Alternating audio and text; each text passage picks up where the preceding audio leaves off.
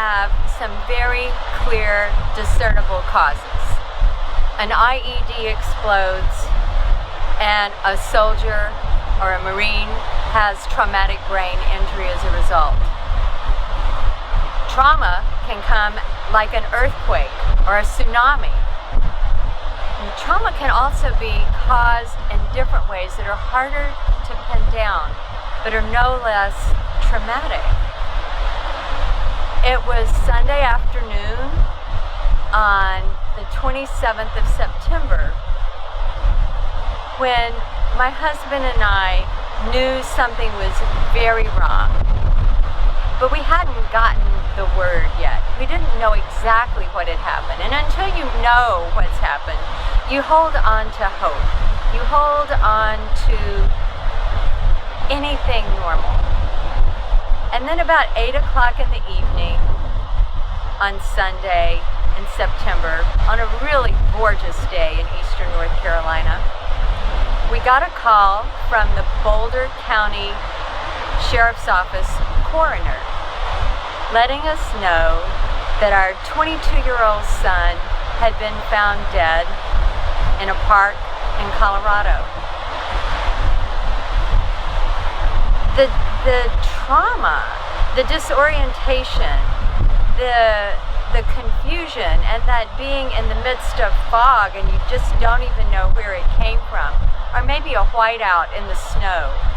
You can't find the road, you've lost the path, you don't know where you're headed. That can descend on you in a heartbeat. How you recover from that really depends on where you were mentally, spiritually, maybe even physically prior to that event happening.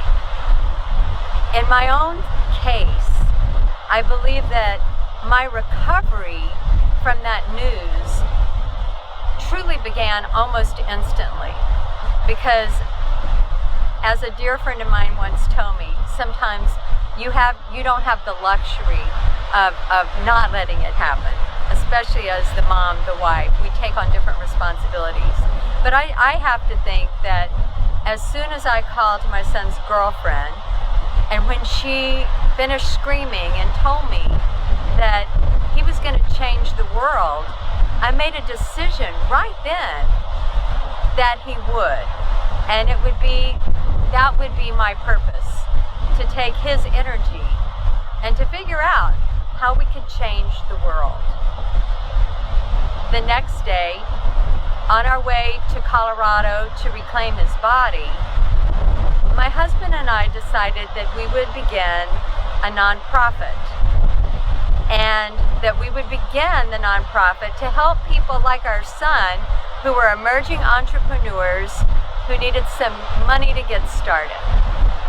And in that parking lot in New Bern, North Carolina, waiting to catch the flight to Colorado, we came up with the Stardust Startup Factory.